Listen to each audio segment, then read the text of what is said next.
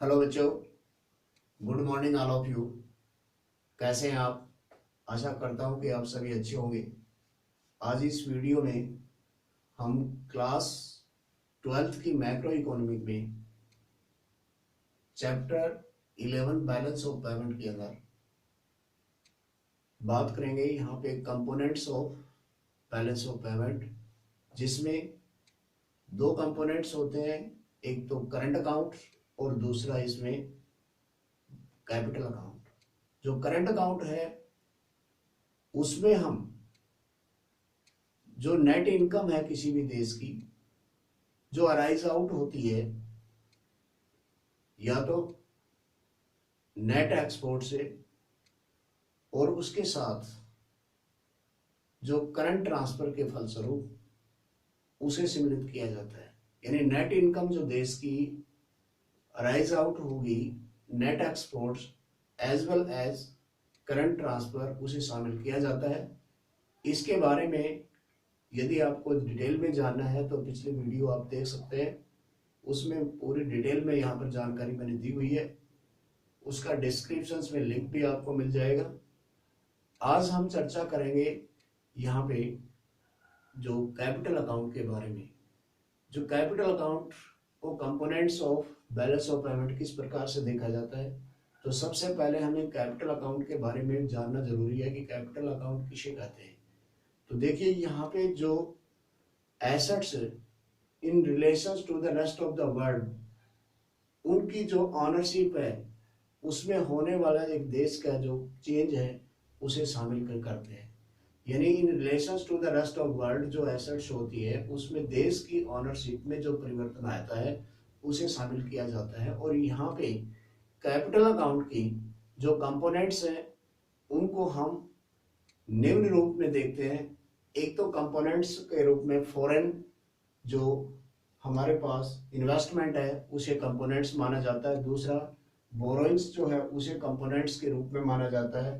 Third जो banking capital है उसे कंपोनेंट्स के रूप में देखा जाता है, कैपिटल अकाउंट के कंपोनेंट्स के रूप में। और उसके साथ साथ फोर्थ में जो एनआरआई डिपॉजिट है उसे भी कंपोनेंट के रूप में देखा जाता है। और शॉर्ट टर्म जो क्रेडिट्स जो है उसे कंपोनेंट के रूप में देखते हैं। और इसके सिक्स जो है अदर फ्लोज जो है उन्हें कंपोनेंट्स के रूप में देखा जाता है कैपिटल अकाउंट के। अब यहाँ पे इसकी डिटेल में अगर बात करें तो जो बोरोइंग्स है उसमें को आगे फिर क्लासिफाइड किया हुआ है। बोरोइंग्स जो उधार मिलती है वो उसको एक तो एक्सटर्नल कॉमर्शियल बोरोइंग्स कहते हैं, दूसरा इसमें एक्सटर्नल असिस्टेंट कहते हैं। इनमें आपस में जो डिफरेंस है वो क्या है? जो एक्सटर्नल कॉमर्शियल बोरोइंग्स होगी उसका जो rate of market interest rate वो मार्केट रेट के ऊपर होगा, जबकि एक्सटर्नल जो असिस्टेंट है इसी के नाम से ही पता है कि यहाँ पर क्या है, कंसेशनल रेट के ऊपर यहाँ पर इंटरेस्ट चार्ज होगा। दूसरा, अब हम बात करते हैं इसके अंदर जो फॉरेन इन्वेस्टमेंट है, इसमें हम आगे चल के यहाँ पे दो कंपोनेंट्स आ जाते हैं इसके। एक तो पोर्टफोलियो इन्वेस्टमेंट और दूसरा एफडीआई फॉरेन डायरेक्ट इन्वेस्टमेंट। अब ये पोर्टफोलियो इन्वेस्टमेंट क्या होती है? पोर्टफोलियो इन्वेस्टमेंट जो फॉरेन इंस्टीट्यूशनल इन्वेस्टमेंट के रूप में देखा जाता है, यहाँ पे जिसको एफआईआई के रूप में जानते हैं। और ये जो नॉन रेजिडेंटल डोमेस्टिक कंपनी के शेयर्स या बॉन्ड्स खरीदता है, इस तरह की जो इन्वेस्टमेंट होगी उसे हम पोर्टफोलियो इन्वेस्टमेंट के अंदर शामिल करते हैं। तो बड़ी ध्यान से देखना है, बहुत इजी है और काफी इंपॉर्टेंट टॉपिक है ये। पोर्टफोलियो इन्वेस्टमेंट वो इन्वेस्टमेंट है जिसमें नॉन रेजिडेंट जो डोमेस्टिक कंपनी के शेयर्स और बॉन्ड्स के अंदर इन्वेस्टमेंट करता है।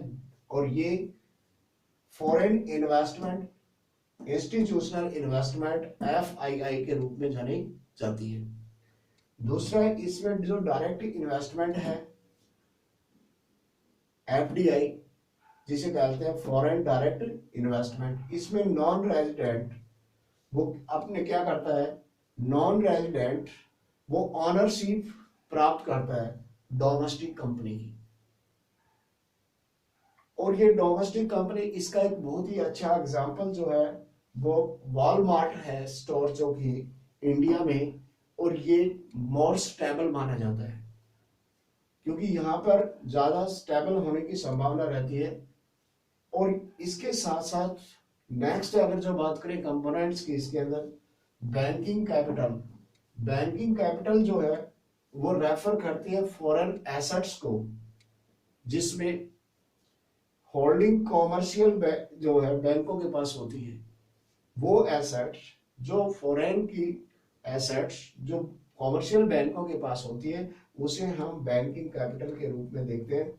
और इसमें अगर फॉरेन एसेट, बैंकों के पास जो एसेट्स है वो कम हो जाती है, उसकी वैल्यू कम हो जाती है, तो इसकी वजह से जो डोमेस्टिक जो बैंकिंग कैपिटल है उसमें इनफ्लो देखने को मिल जाता है। उसके साथ साथ जो एनआरआई जो डिपॉजिट्स करते हैं, एनआरआई की जो डिपॉजिट होती है वो भी क्या है कि इसका एक कैपिटल अकाउंट का क्या उसमें कंपोनेंट्स के रूप में देखा जाता है। और जो शॉर्ट टर्म क्रेडिट्स जो है, क्योंकि अगर बैंकिंग कैपिटल की फॉरेन कैपिटल में चेंज आएगा, इसमें डाउनवर्ड आएगा, तो उसकी वजह से जो डोमेस्टिक जो बैंकिंग है उसकी कैपिटल में इनफ्लो होगा, और उसकी वजह से ये शॉर्ट टर्म कैपिटल जो है, क्रेडिट है, वो जनरेट हो जाती है। इस प्रकार से जो अदर तरह फ्लो जो है, जिनका कि हम कल डिटेल में बात करेंगे प्रैक्टिकल क्वेश्चन के साथ, तो उन्हें भी इसके अंदर कंपोनेंट के रूप में देखा जाता है। तो मेरे को उम्मीद है कि आज इस वीडियो से आपको ये जानकारी प्राप्त हुई कि कैपिटल जो अकाउंट्स है वो बैलेंस ऑफ पेमेंट में किस तरह से एक कंपोनेंट के रूप में देखा जाता है, और उसके कौन कौन से कंपोनेंट्स हैं। यदि वीडियो पसंद आती है तो इसे लाइक और सब्सक्राइब करें। Thanks, have a nice day.